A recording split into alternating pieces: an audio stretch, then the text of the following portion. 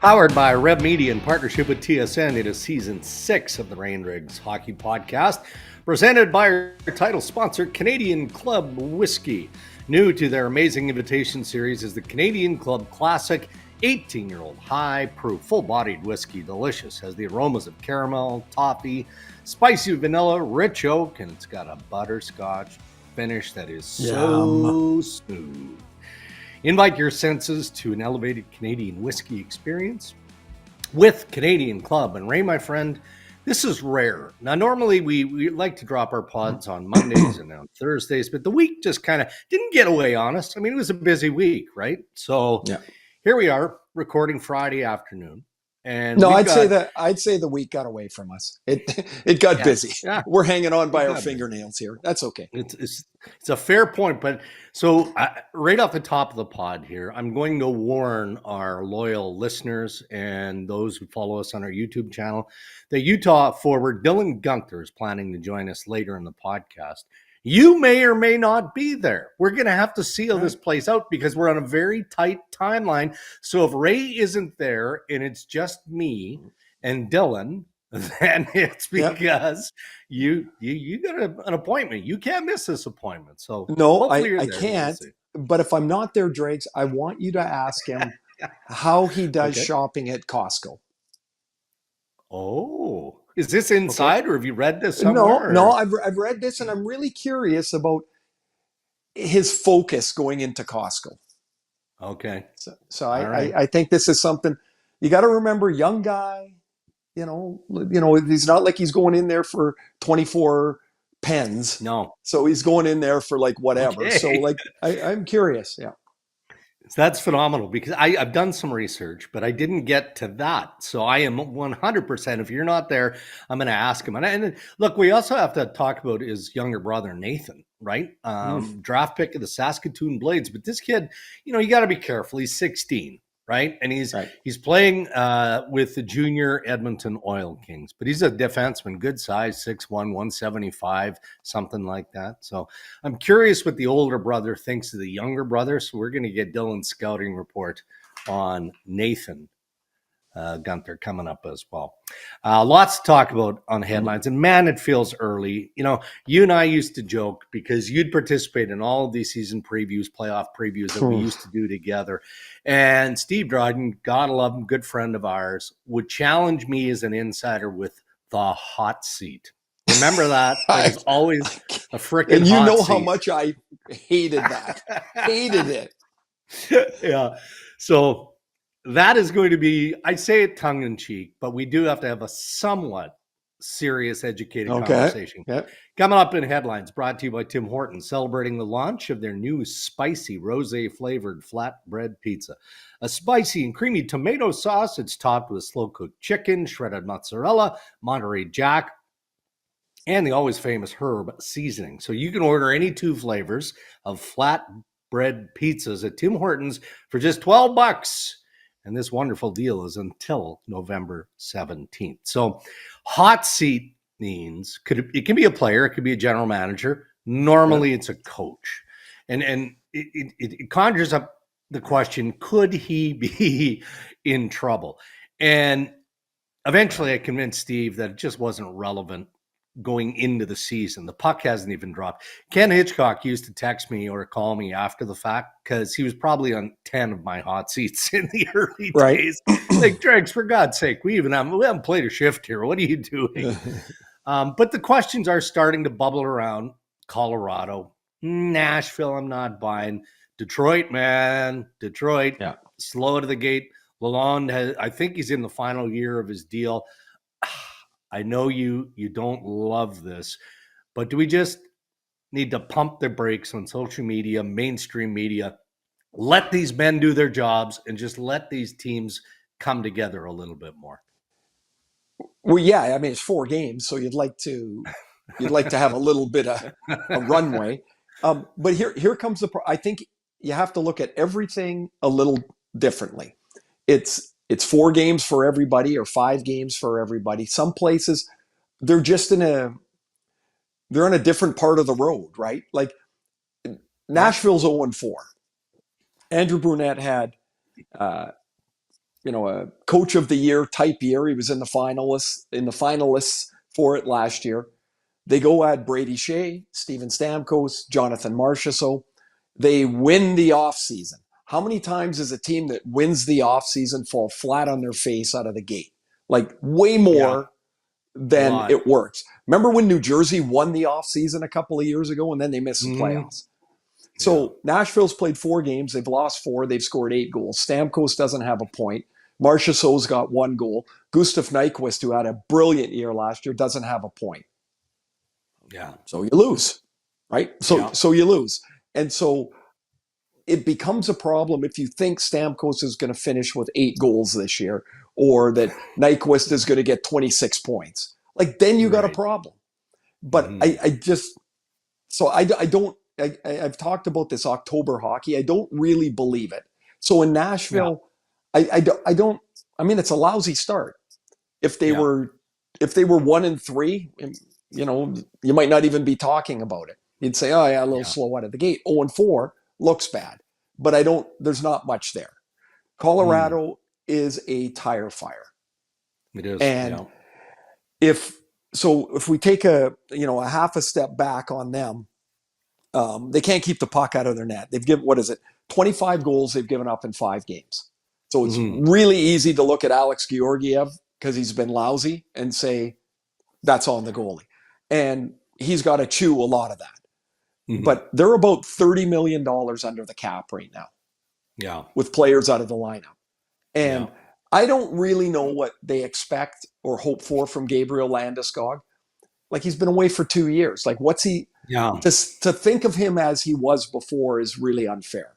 But they are missing Landeskog, Nichushkin, Drouin, Lehkonen. They're missing 4 forwards. And they're missing Devon Toews. They're missing 5 of 18 skaters. Like, they don't have a chance. This is Lake Erie that is playing. It's not Colorado. And so to think that there would be heat on Jared Bednar, I can't buy it. The problem is, if you're Chris McFarland, how do you fix it? Like, what kind of trade could you make to make enough of an impact when you've got $30 million sitting on the sidelines? So that gets me to Detroit. I think there's an issue here. And the issue is the Wings keep inching their way up the rebuild totem pole, and they climb and they climb and they climb, and then they slip. And last year they were tied to get into the playoffs, but didn't make it, right? Couldn't miss by less. And now they look discombobulated coming out of the gate again. And so, not again, but discombobulated coming out of the gate. Derek Lalonde is, I think he would be feeling some heat here. Because they've been really patient. Steve Yzerman's been really patient with build, and they're still really young in really important positions. But this one feels a little bit different because in that division, you fall behind. Like, we already know, Florida, Tampa, Toronto, Boston, they're making the playoffs. Yeah. Right? Those 4 teams are making it. So now you've got one other spot. And it's Ottawa, Montreal, Buffalo, Detroit. And if it's not one of those teams, can 4 make it from the Metro? Yeah, I think they can. So you get squeezed out if you have too much of a stagnant October. And so I think Detroit's the one to worry about. Okay. Temperature rising too, Ray, in Montreal with back-to-back clunkers on home ice. Nick Suzuki, the captain, described Thursday night's loss to the Los Angeles Kings as, quote, immature effort. Marty St. Louis, the head coach, has been patient. He's certainly been patient with his top 6 forwards. He really hasn't done a whole lot there. And in fairness, they've got some injury issue concerns with Matheson. Goulet's going to be out. They called up Logan Mailloux from the American Hockey League. But as we expected, and everybody there expected, there's a different level of expectation in that market. Maybe the fan base doesn't fully appreciate that they're going to, it's make the playoffs or it's a dismal season. No, the fan base is smarter than that. But you've got to be competitive. You've got to show growth. And I think that's why so early in the season, there's that level of unrest there. The problem with, like, when I read Suzuki's comment, it was an immature effort. I'm like, and right away, my first thought was, yeah, it's an immature team. Like there's a lot of really young players, and there is ups and downs to that. And when the game gets scrambly and scattered, that's when inexperience really shows. Mm-hmm. Like that it's not when things are going well. Any young player, we all played well when we were full of confidence and things were going our way. But when they go a little sideways, that's when inexperience pops up. Now, look, they won, they've had a decent start. They win one game. Montembeault makes 48 saves. Mm-hmm. So you've got to look at the wins with a critical eye. And the fact of the matter to me is they're going to have ups and downs while they grow. Mm-hmm. Some of their very best players at really strong positions are really young. And they're, if you're playing Lane Hudson 30 minutes a night, that's not a good thing. I mean, it's great that you feel he could do that, but that means you can't put other people on the ice. Yeah. Yeah. So there's a lot of, I think Montreal, I have Montreal behind Ottawa and Detroit in the rebuild path, because I just think their relative inexperience kind of keeps them there. But I like a lot of their players. Doesn't mean that you can't hope for more, but to expect it, I think that might be a little bit ahead of the road here in Montreal. Trying not to be the Debbie Downer on headlines here in the Ray and Dregs Hockey Podcast, but Vancouver also among the teams with, tough starts here, and individual players. I mean, that's the case, right? You establish that when you're looking at, what the Nashville Predators top guys aren't doing, and that's generating. Elias Pettersson taking some heat. So what do you see, or maybe more importantly, what do you need to see in his game to make him a productive player again? Well, he's not had a very good start. Of course, the focus goes back to last year with the way he finished the season. The last 35 games, he hasn't scored an even strength goal. Mm-hmm. Right? Like, he's getting paid $11.6 million. It's a thing, right? You got to look at it. I thought his game in Florida last night was by miles his best game of the season. Yeah. And it was the first time to me, for the most part, he looked up on his toes. He looked aggressive. He looked like he was trying to create and make a play. I thought early on he was back on his heels and was really reactive, not proactive. And you have to be reactive when you don't have confidence or you don't have much skill and you're just you're playing your small part on the team. That's not what Pettersson should be. He has to be a creative player, an active player, up on his toes. He has to generate offense and generate chances. And he wasn't even getting any chances. He had two really good chances. Bobrovsky was awesome last night. But they get a win in the team's best game, Pettersson's best game by a mile. And it's funny, last year, whenever anything needed to be, like they needed to dig in, JT Miller grabbed that team by the throat. Right. And last night he scores in overtime. And it was a pretty great goal. But Quinn Hughes played, I think, 26 minutes, goal and an assist, 9 shots. He was like everywhere. By far his most impactful game of the season. All right, let's shift back to the East. So the New York Rangers, and this is more positive talk now, Ray. New York and that's you, Tampa that's you, Bay. Mr. Positive. Yes. Way to break through today, Dregs. Attaboy. The Rangers second in the East as we record the pod. Tampa Bay is fourth in the East. I don't think that anyone would be surprised by that.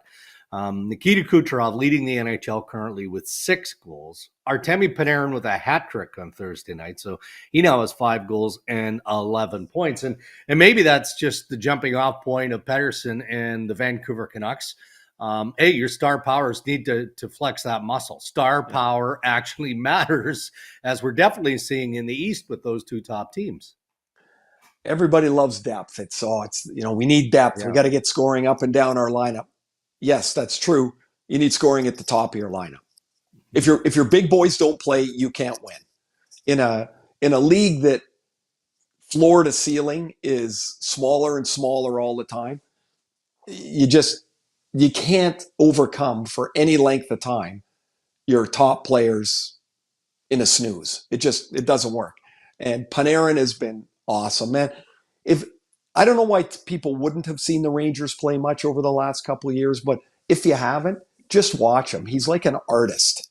Like, I just love the way he plays. He's always like, he'll have the puck. He's right-handed, and he's got the puck kind of half behind him, and like the play, he's scanning the ice while he's skating with. I love the way he does it. I'm a huge, huge fan. And if I'm playing Tampa, I am focusing 97% of my effort on Nikita Kucherov and Braden Point and Jake Gensel. Yeah. If you can somehow play that line even, I think you're in really good shape. But it's going to be one of the best lines in the league. I think Kucherov scores more goals this year than in the past. He will become more of a shooter without Stamkos there. More of the offense for the shot will come to him, and he can really shoot the puck. I mean, not the Stamkos one-timer, but Gensel's more around the front of the net and a support 35 to 40 goal guy, if that's even possible. But his game will afford more opportunity, I think, for Kucherov to shoot the puck. And I think he's in for another big year. And Braden Point is, can he still be underrated? I don't know. No. He's a phenomenal player. Just so good. Phenomenal player. I wonder if he still eats his pregame at Subway. Because he used to drive home, and there was I'm not even kidding, like a gas station that part of it was a Subway. And that's where he'd pick up his sandwich on the way home. Jeez. for pregame.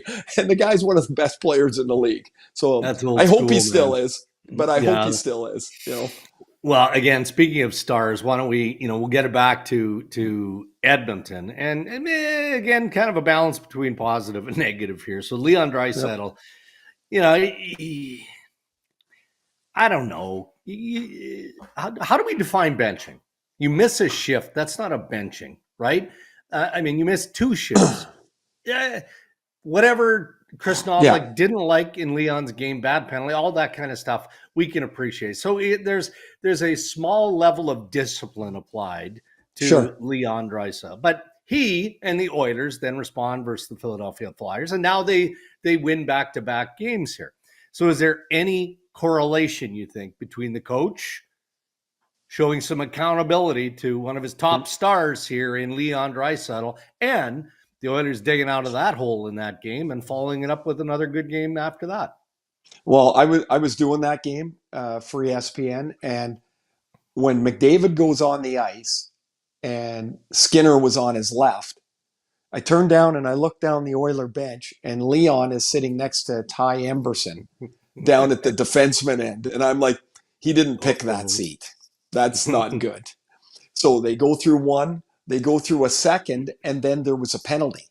And Draisaitl sat there and then was kind of the 5th guy over the boards. Yeah. And I wondered, had there not been a penalty, was he going to leave him another shift?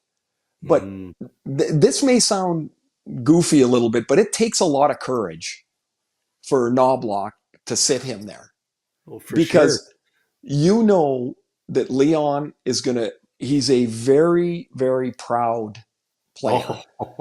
And he's salty. And that he is not going to be happy with this. And so I thought it was like, I just looked down and I was like, that's bold. Yeah. Okay, and take us through the cadence. Go ahead. Yeah, take us through the cadence of how that happens. Does he whisper in the ear of Glenn Gulletson, who then delivers the news to Leon? Or is this Kris Knoblauch just saying, Leon, take a seat? He doesn't even say that. You're going to sit a couple. No? He doesn't even say that. He's like, Connor, Skin, Hyman, you're up. And Leon would go, are you frickin' kidding me? Like, I've had that happen. My line get called, except there's one thing missing, and that's me. And instantly your blood pressure goes to like 8,000. Yeah. And I didn't see it, but I'm almost certain he would have turned around and, tried to shoot some daggers at him. Like, guaranteed, because you're like, are you kidding me? But here's the thing. Leon took a bad penalty against Chicago, a slashing penalty. He took a really selfish cross-checking penalty against Philadelphia at the end of the second period. He's clearly frustrated. And sometimes it's like the steam is building and you got to let the lid off. And it just goes, and it's gone. So he was not rejoicing when they scored. No. Like he's still angry. He's still fuming. Yeah. Oh, yeah. But he made an unbelievable play to McDavid. Then McDavid finds Bouchard and they tie it. And then somehow they get that McDavid gets a breakaway. And then I don't know where all the Flyer guys went. And Leon gets a 20-foot shot. He's not going to miss that, man. Not him. And boom, it's in the net. They win. They go to Nashville. Leon and Connor hook up for a goal again. And it's funny. It's not an exaggeration to say that was a big moment early for an Oiler team that had lost 3 games at home in a row. They were on their way to losing a 4th. They were down 3-2. Yeah. And I think this might be instructive for the other teams that we're talking about, is that he benched him. Knoblauch benched him anyway, down 3-2 and losing 3 games in a row. Mm-hmm. The big picture is more important than the little picture. Leon's a brilliant player. Yeah. And sometimes you need to get your toes stepped on. And I think that's what he did. Look, and we'll wrap up headlines right with this. You can't coach in the National Hockey League if you're going to coach differently than that. Can you? I mean, look, that's part of it. Well, guys do it. They do. Yeah. They do it. And they do it because the accountability part, you have to know with relative certainty what's going to come out of it. Like, he knows that Leon's going to be pissed. Yeah. He knows he's frustrated. He knows he's a great player. And so Knoblauch had to feel in his gut that if I sit him here for a couple of games, he's going to think, or he's going to want to stick this in my ear. and you want him to be as sharp and as motivated as he can be. And then he gets on the ice and in 4 minutes gets a goal and an assist. You know what's the worst part about that for the player is you go, oh, now the coach is right. And that bugs me. Al Arbor used to do this to me all the time. And Lauren Henning was his assistant. He goes, you know what your problem is? When Al benches you, you usually play well. So he knows that it works. And so I was like, nah. Anyway, and so I thought it was a Knoblauch's. I use this. You've heard me use this before about him. He's a farmer, right? Yeah. And he has farmer gut feels, and he's got a really good way of going, yeah, this is what we need right now. And he doesn't rant and rave. And I saw him argue a call and I was like, oh, he argued a call. That's just not his way, because he's always evaluating and taking in stuff. And I'm like, and then he makes a call. It's going to work or it's not going to work. But so I really think that was a pretty impressive moment for him. No question. Those are your headlines. Thank you to Tim Hortons. Tim's new spicy rosé chicken flatbread pizza, made with a spicy and creamy rosé sauce served hot out of the oven. It's always a good day for spicy rosé chicken flatbread pizza. And for a limited time, get 2 flatbread pizzas for only $12. It's time for Tim's. Our interviews on Ray and Dregs are brought to us by Canadian Club Classic 18-year-old High Proof. Invite your senses to an elevated Canadian whiskey experience with Canadian Club. All right, here he is from the Utah Hockey Club, Dylan Guenther, who's joining us on the Ray and Dregs Hockey Podcast. And unfortunately, Ray and I, Dylan, teased this off the top of the podcast, and there was a chance that Ray wasn't going to be able to hang in there. And unfortunately, he had to bolt to get to an appointment, but he sends his best. And He loaded me with a couple of questions, which we'll get to in a few minutes, which you probably assume where we're going to go there. But he sends his regards and his best. Hey, the team is off to a great start. I mean, what do you attribute that? I know it's early. It's early in the NHL regular season, but what do you attribute the early season success to? Yeah, I mean, I think there's a few things. I think, we brought in some good players. I mean, we got better over the offseason, and I think, a lot of guys took a step. I mean, we came to training camp ready to go, and our goal is to make the playoffs, and we know that, we knew that if we had a tough start and, took a little bit to get into it, then it would be tough to do. So I think we're happy with how the first 5 games went, and we got to try to keep it going. Yeah, I mean, you've had a torrid pace to the start of your season here. 5 goals, as you say, through 5 games as we record this episode of Ray and Dregs. You've scored some real big goals in development over your young career. I think, of course, 2023 and winning gold for Canada. But a fun one this year was you getting the first one for Utah in its inaugural season. I mean, when you look back 20 years from now, that's got to be one of the highlight reel goals, I would think. Yeah, it was pretty cool. I kept the stick and stuff, but that building was rocking. It was so much fun, and so much anticipation heading into that game, and it was way more than than we expected. So to get that first one is pretty cool, and to start off, well is also good. Tough transition for the organization. Obviously, you left a real nice fan base in Arizona, but that's out of your control.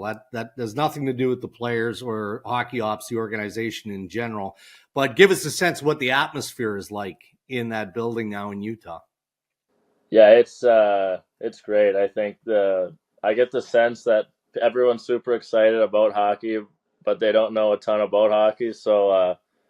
Banging and crashing, the fun plays like that, the hitting, the fights, they love all that. And, I think it's just super fast paced. And as I'm explaining it to people, it's got so many more components than you really think about and rules and stuff. So, no, it's been a lot of fun to play in front of them. They've been super supportive, and they're just super excited to have us here in Utah. So aside from catching up on your rest and maybe running some errands and doing what you have to do inside a busy NHL regular season as a player, what's an off day like in Utah for you? I mean, it's beautiful. They got the mountains out here. You can definitely do some outdoorsy stuff. A lot of mountain biking. I like to golf too. I haven't played a ton, but no, it's going to be good. I like the snow too. I mean, I'm from Edmonton. It's cold. And it doesn't get too cold here, which is nice. I mean, I like the snow, but not too cold. So I think it's going to be good. There's really good skiing, and Park City is super close. And we've been up there a couple times on off days, and, it's beautiful. They got a lot going on, so it's going to be good. Is there a Costco nearby?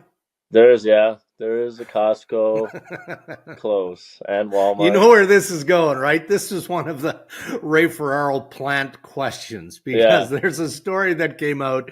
And look, we all do it to some degree. Anybody who's been to Costco, you go in there and maybe you've got a half a dozen items, but inevitably you come out with way more than you actually need. Yeah. But tell the story of your shopping trip to Costco and how you ended up with a hot tub out of the deal.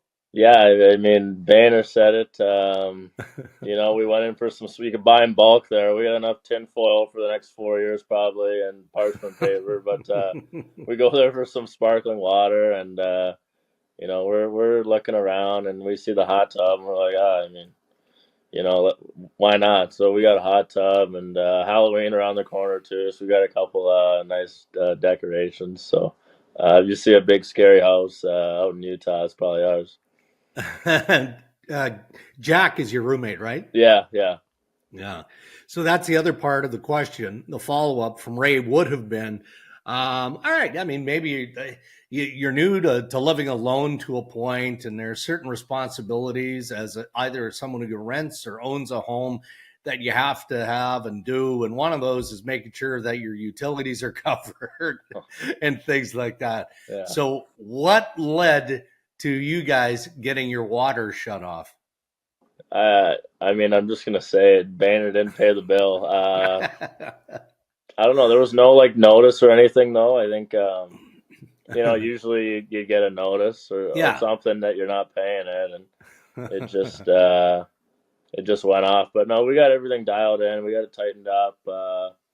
We got a pretty big lawn out here too in Utah.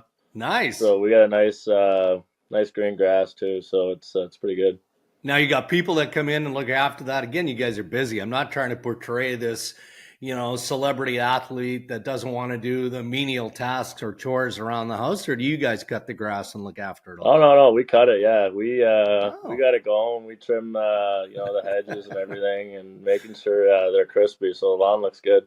Nice. And I mean, you take pride in that though, right? I mean, it's not this bald prairie that you've just neglected all summer long. No, it's good. We got the sprinkler system going too, so it's got the right water and everything, and she grows pretty fast, so it's thick. All right, we'll go back to hockey here in just a second, but I know it was a special time for you back in Arizona. I think it was 2022 when you weren't sure whether you had officially made the lineup, and then you get called into the room and there's a Zoom call, and your mom and dad, right, are there to announce to you, right, that you had made the Arizona Coyotes and you weren't returning to junior hockey.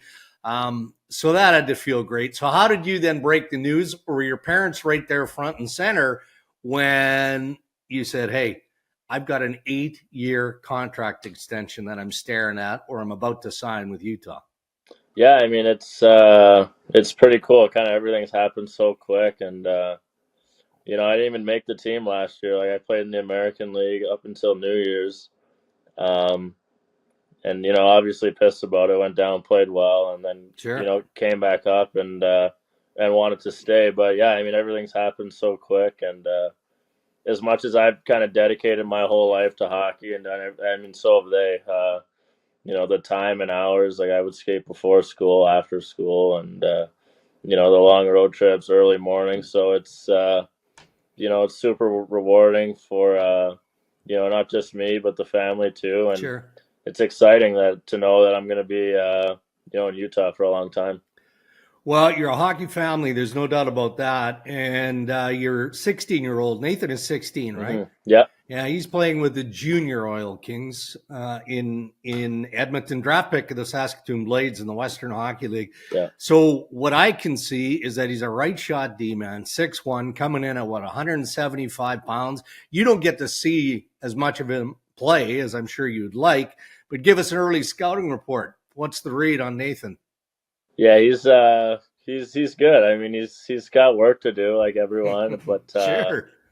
No, it's a lot of fun having him around, and our relationship's gotten tighter as he's gotten a little bit older and can kind of relate more. But right. No, he's a big kid. He's bigger than I was. He's gonna be bigger than me. So yeah, I'm excited for him. I wish I could watch him a little bit more and kind of see him develop, but no, he's got a good shot. He's got a heavy shot. He's he's pretty physical. So I think just continuing to improve wherever you are. I know he would have wanted to make that team, but anything can happen. You continue to play well, and you never know. So, well, I'm told he's their first call up as a 16-year-old, so hopefully things work out. But it reminds me of all the defining moments in your career, right? The stepping stones, if you will, to get to where you are, the Memorial Cups, the deep playoff runs, the big goals. But for international hockey fans, take us back to Halifax 2023 and the gold medal, the big goal, the overtime winner against Czechia. We talked about you scoring Utah's inaugural first season goal. Mm-hmm. But again, when you think back to 2023 on the world stage, it can't get much bigger than that to this point. Yeah, it was, that's pretty cool. I mean, it almost like doesn't even feel real still. Like, I mean, you grow up, as a kid from Canada, you watch the World Juniors from when you're 5 years old at Christmas. It's almost sacred. And, yeah, I think it was just, I don't know, just kind of a routine play too. It, a 2-on-1, and I give it over, and I'm just waiting to get it back, and I got it, and just had to kind of get it over the pad. So, when I look back on my career and, when I'm older and, really get time to appreciate everything, that was pretty special. I even think my parents were a little emotional in the crowd, which I don't really see a whole lot. So to have them there and my brother too that was a pretty cool one. Well, your family and millions of emotional Canadian hockey fans along for that ride in 2023. Oh, there's Tiny the Great Dane barking in the background. Who did you try and model your game after, Dylan, as you were coming up through junior hockey? And has that changed as you've become a full-time NHL player at this point? Yeah, I think that, I don't know, I kind of had trouble with that growing up. I kind of just was trying to take bits and pieces of everyone. Like, I always had a pretty good shot and would try to watch guys. So, like, Lion A, when I was getting drafted into the Western League, I think it was his rookie year, like, he had a crazy good shot, and I'd watch him and Pasternak and Matthews. So just trying to take bits and pieces from them. But I think probably like a Kyle Connor. Nice. A bit of a similar frame, build. I think he's plays with a lot of speed. He's got a good shot too. So as I've gotten into the NHL, I think I've rounded out my game a little bit better, a little less one-dimensional, better, defensively, and can also make plays. But I think that's the guy who I like to watch. Yeah. Do you watch a lot of hockey? I mean, when you're not playing, or are you looking back at the highlights of other games, certain players, all of that, on a daily basis? Yeah, 100%. I like to watch, when the top players are playing, obviously, and on the road, especially when I'm in the hotel, and watch the highlights, watch my other buddies around the league who are breaking in too. Sure. So it's we have a pretty good group out in Edmonton, and it's cool to see guys who you grew up with and train with, and really just kind of the blood, sweat, and tears. You went through that with them, and they're kind of going through it too, which is pretty cool.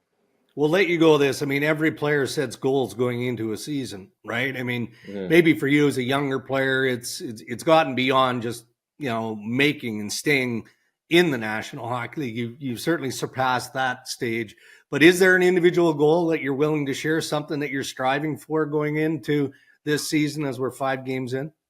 Not really. I've never really, I guess, done that. I just try to get a little bit better every day, and work your way to the top of the team. I mean, we got some really good players on our team, and we push the pace in practice. So I think when I get to go out there and compete with guys like Kells and Sergachev, and go into battles with them and Cools, like it not only makes me better, it makes everybody better. So that's kind of just my thing, is to try to get a little better every day, and when I get a chance in the game, just try to bury it.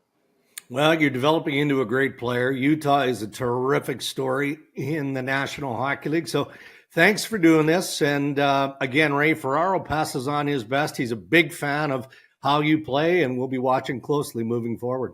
Yeah, awesome. Thanks so much for having me on.